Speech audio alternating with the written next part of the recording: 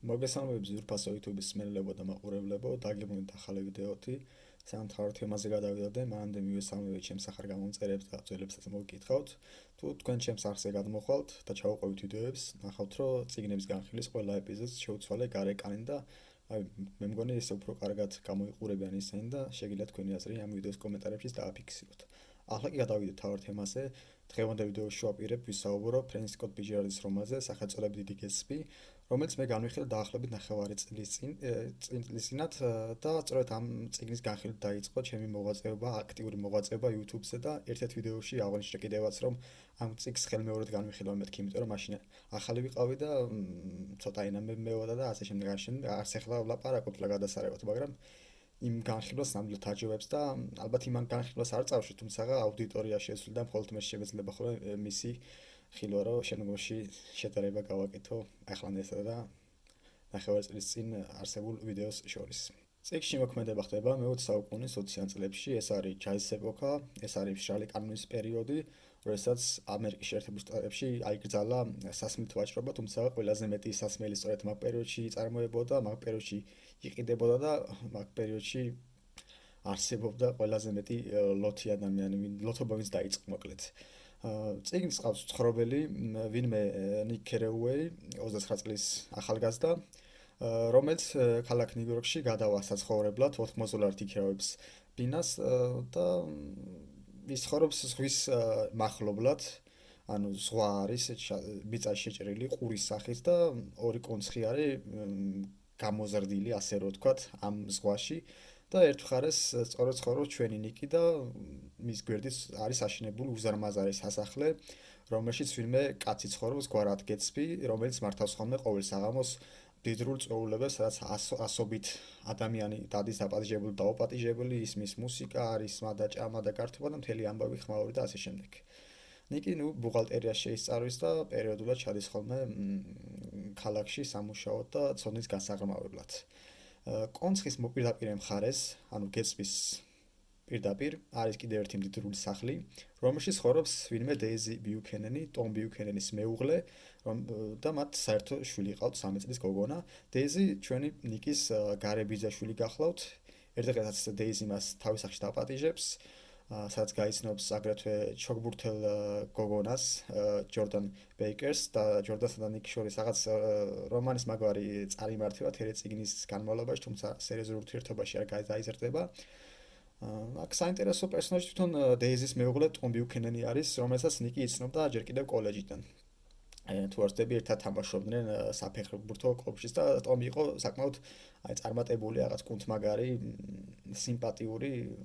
სკოლის მოსწავლე, ამერიკულ ფილმებში შეად რო გვინახავს, ჩაგრული ტიპები რო არიან ხოლმე. და იგი განსაკუთრებულ ლიტერატურას კითხულობს, სადაც არის აღწერილი, რომ სიტყვაზე ერთ საუკუნის შემდეგ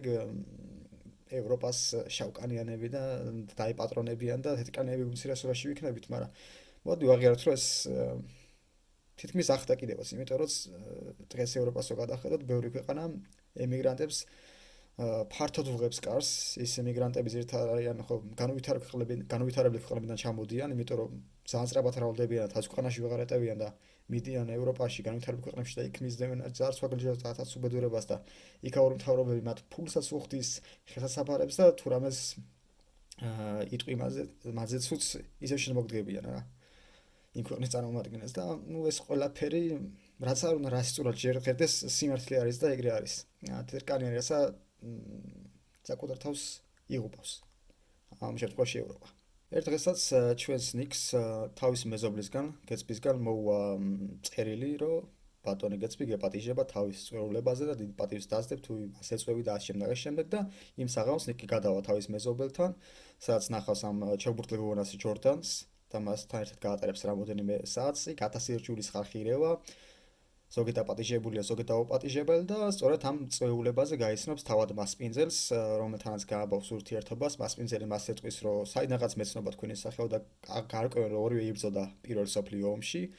თუმცა ამ მომენტში ნიკმა არ იცის, რომ ეს გეტსბი არის, მასპინძელი არის და ცოტა უხერხულად მოხდება მათი გაცნობა და გეტსბი ეტყვის, რომ მე მეგონა უკვე იცოდი ვინც ვიყავიო და ასე დამეგობრდებიან. გეცპი დაპატიჟებს რომ რაღაც საფრენი აპარატი შევიძინეო და ერთად გამოვცადეთო თავიდან ნიკი მას ცოტა ეჭვის თვალით უყურებს იმიტომ რომ გეცპი არის მის თვალში დიდარი ადამიანი ახირებული ადამიანი რომელიც რაღაც წვეულებებს მართავს და ათასობით დოლარს ხარჯავს ყოველდღურად ამ ყველაფერში თუმცა ნენელა მასზე შთაბეჭდილებები ეცვლება იმიტომ რომ გეცპი ნენელა იწყებს მისთვის გულის გადაშლას გაირკვევა რომ თურმე გეცპის უყვარს მისი გარებიძაშვილი დეიზი ბიუქენენი მათ ერთმანეთი ჯერ კიდევ 5 წლის წინათ გაუცნიათ როდესაც გეცპი პირველ მსოფლიო ომში იბრძოდა იგი ბიურნებით ჩამოვიდა ამერიკაში და მოგეხსენებათ ეხლაც და მით უმეტეს მაშინ ახალგაზრდა გოგონები გიждდებოდნენ სამხედრო ფორმიან ახალგაზრდებზე ბიჭებზე და ნუ გეცპი თავის რამოდენიმე მეგობართან ეწვია ერთხელ დეიზის ოჯახს და მე ისე დაუახლოვდა რომ მარტო შეხვდა დეიზის და გეცპის ქონია გადაწყვეტილი რომ ერთი ღამით დავეუფლებიო მასა და მის სხეულსა და სამუდამოდ საბოლოოდ მოხდა ისე რომ დეიზი დაეუფლა და დაიმორჩილა მისი გული სამუდამოდ და მას შემდეგ ეს 5 წელი თურმე გეცპი დეიზიზე ოცნებობდა და მასზე იყო შეყვარებული მოხდა ისე რომ გეცპის მოუწია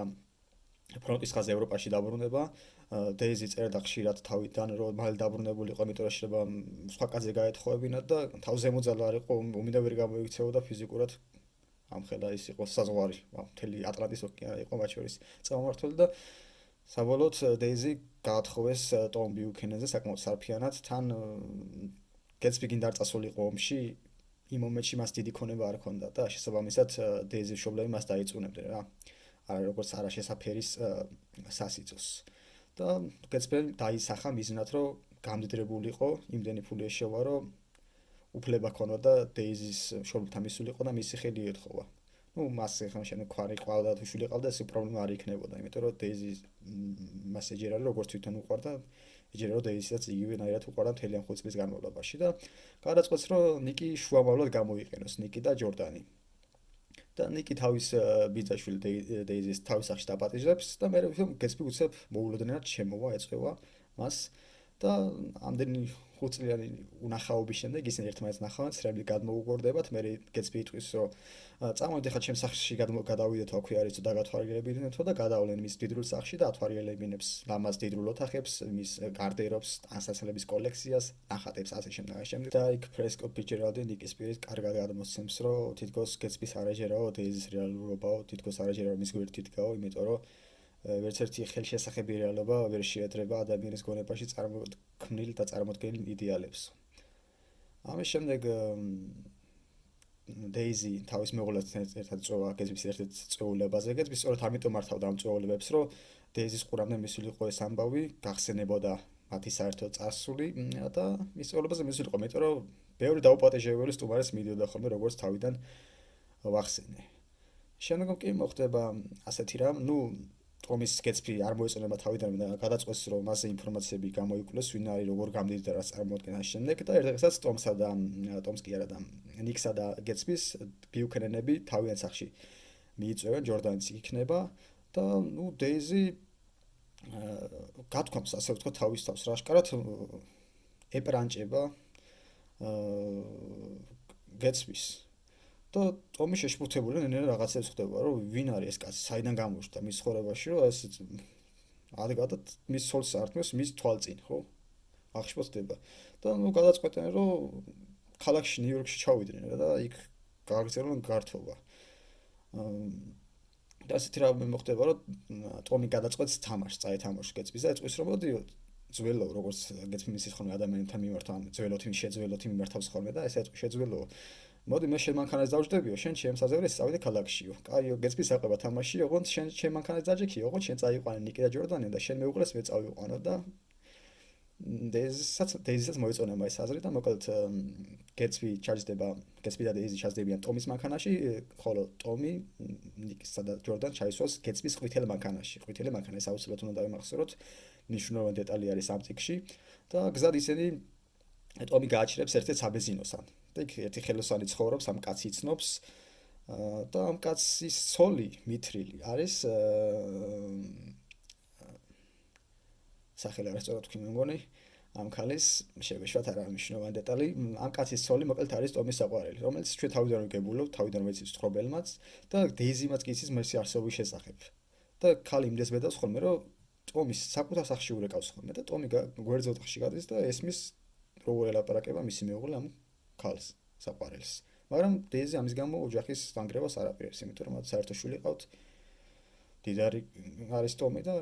ერთი საყვარელის გამო დეიზი ოჯახს არ დაანგრევს. და მოკლედ შეივლის ამ კაცის სახელოსნოში გაავსებს მანქანას ბენზინით. ეს კაცი რა თქმა უნდა დაიმახსოვრებს, რომ ტომი იჯდა ყვითელ მანქანაში და მისი მეუღლეც ამ დროს ფანჯრიდან იყურება და კარგად ხედავს მისი საყვარელი კაცი როგორ ზის ყვითელ მანქანაში და ყვითელ მანქანაში გვერდით უზის ჯორდანი. ოღონდ იმ ქალს გონია რომ ჯორდანი არის დეიზი და მწყვრად უყურებს რა. და ისინი შემდგომ ჩავალენ ნიუ-იორკში, იქირავებენ სასტუმროში ბინას და იქ მოხდება კამათი, ჩხუბი ასე შემდეგ რომ გეტსბი მიახლის რომ შენ თოლ დეიზის არასდროს არ ყვარები ხარ და ყოველთვის მე უყვარდი, უბრალოდ ლოდინი მოსწინდაო და მაგით ამას მოვთხოვდაო, თორე ყოველთვის მე უყვარდა, ყოველთვის ჩემზე ფიქრობდაო და მე ტომი გადმოუაგებს მას იმ ამბებს, იმ ინფორმაციებს, რაც მასზე მოიძია, როგორი შოა გესმის ფული, რომ აფთიაქების ქსელი ქონიაო და თურმე ქვედა დახზე ყოველთვის გედო ალკოჰოლური სასმელებიო და უკანონოდ ყიდიმაცდაო და კიდე რაღაცები ვიცი შენზე, რომელიც ეხლა არ ვიტყვიო და როდესაც გესპი არჩევანს შესთავაზებს დეიზის, რომ ან მე ანისო, დეიზი ბოლოს მაინც თავის მეუღლეს აირჩევს, იმიტომ რომ მეუღლეა, მასთან შვილი ყავს და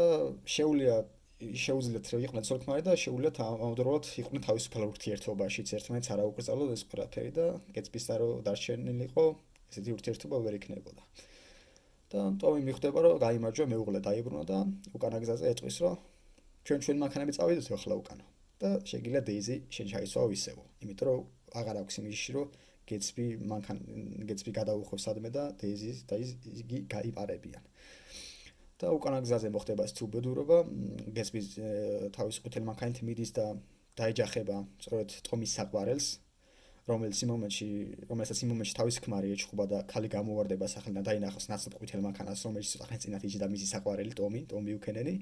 და წინ გადაუდგება, ხელს უქნევს რომ გააჩეროს და წაიყვანოს და ამ დროს საჭეზე ზის არა გეტსბი, არამედ დეიზი და დაეჯახება და ქალშუაზე გადახსნა და ადგილს დაიყვება. მერე ტომი მივა ახავს რომ ის საყვარელი დაღუპული არის, მისმა ქმარმა დაინახა რომ ყვითელი მანქანა დაეჯახა, რომელიც ცოტა ხნის წინათ ტომი იჯდა და ჩააგონებს რომ ის მანქანა მე რომელიც ვიჯექიო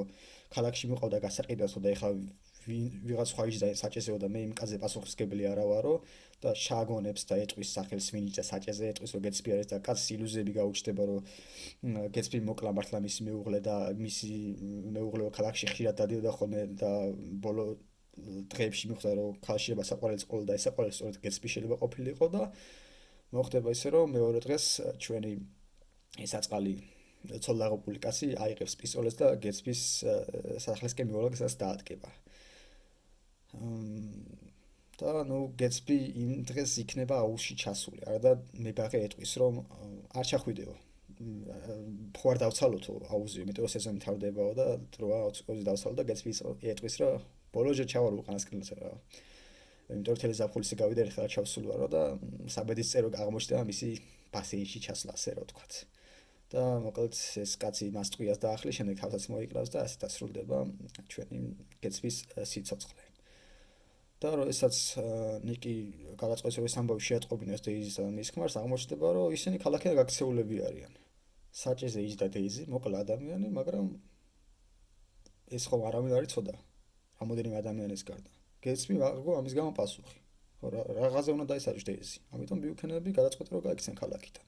და მოხდება ძალიან ცუდი ამბავი, ბოლო თავი ასაკმაოდ მძიმე. წარმოვიდგინეთ გეტსბი რომელიც სიცოცხლეში მართალ წვეულებებს ასობით ადამიანი დადიოდა მასთან სახლში, აღმოჩნდება რომ სიკვდილის მერე არავის აღარ ახსოვს და არავის აღარ ახსოვს რა მოკლედ იგი და მის გასვენებას მხოლოდ სამი ადამიანი დაესწრება, ეს იქნება ჩვენი მთხრობელი ნიკ კეროუეი, მისი ერთგული მეგობარი, რომელიც ბოლოსკენ დააფასებს გეტსბის მის მდიდარ სულს, ასე რომ ვთქვათ და მათი ბოლო დიალოგი ასეთი იქნება გამოშვებების ეტყვის რომ ბიუქენებზე ეტყვის რომ ისინი შენი ღირსაც არ ღირანო და ასე გამოიშვება მას, ასევე და გასვენება დაესწრება გეტსბის მამა ჰენრი გეტსი იყო მათი ნამდვილი გვარი და მე ჩვენმა ჯეიმ გადაწყვიტა რომ გვარი გადაეკეთებინა და გადააკეთა გეტსბით და ერთ-ერთი მისი სტუმარიც დაესწრება მის გასვენებას და ბოდიშს მოუხდის, იქ რომ წინა დღეებშიო პანაშვიდი და ასე შემდეგ ვერ მოვედიო, ვერ მოვახერხეო და იქ ეწვეს შვიდად იყავიო. არც არავინ ყოფილა მასთან მოსული და კაცი გაგიჟდება, როგორ რამდენი ადამიანი დადიოდა მასთან წველებაზეო და ეხლა არავის გაახსენდაო და ბოლოს რაღაც ეს სიტყვით შეამკობს, რომ ცოტა კი შემესოდა ეს აღლი შვილი, ასე მასე შეამკობს ჩვენს გეცვის. გეცვი რა თქმა უნდა არ არის სტანდარტული მდიდარი, ჩვენთან ადამიანები მდიდრდებიან, ავიწყდებათ გამდიდრებამდე როგორები იყვნენ. გეცვის სიმდიდრე ხოლმე იმით სჭირდებოდა, რომ დეიზის ყურადღება მიეპყრო, უფლება ქონოდა მისი ცოლად მოყვანის და ასე შემდეგ და სწორედ ამ სიყვარულმა, ლოდინმა, ამ მიზანსწრაფვა იფსხებრა იმიტომ რომ კაცი მოკვდა, ვის გამოც მოკვდა, ის მის დაკრძალვასაც კი არ დასწრებია, პირიქით გაიქცა და ნიკი მას აღწერს, რომ მასა და მის მეუღლეს აღწერს, რომ ესენი არიან საიძღარი ადამიანები, მათ გონიათ, რომ რახან ფული აქვთ, ყველაფრის უფლება აქვთ და ყველაფრის ყიდვა შეძლებენ ფულში და კარგად არის, მოკლედ ეს მდიდრები აღწერილი, იმიტომ რომ დღესაც კი თუნდაც საქართველოს ავიღოთ, არიან ადამიანები, რომლებსაც გონიათ, რომ ფულით ყველაფერს იყიდიან. ვიღაც მაგალითად შვილს მოუკლავენ და შობელს მაგალითად ფულით გააჩუმებენ და ასე შემდეგ. აი მის ილუზიები ექნება და სწორედ ასეთები არიან, სწორედ ეს ბიუქენენები, რომლებიც ყველგან ყრიან თავის ნაგავს და გონიათ, რომ ფულს თუ გადაუხდი ადამიანს, მათ დაყრინაგავს სხვა აგროვებს და ასე შემდეგ. ასე რომ აი ეს ზღარი ადამიანის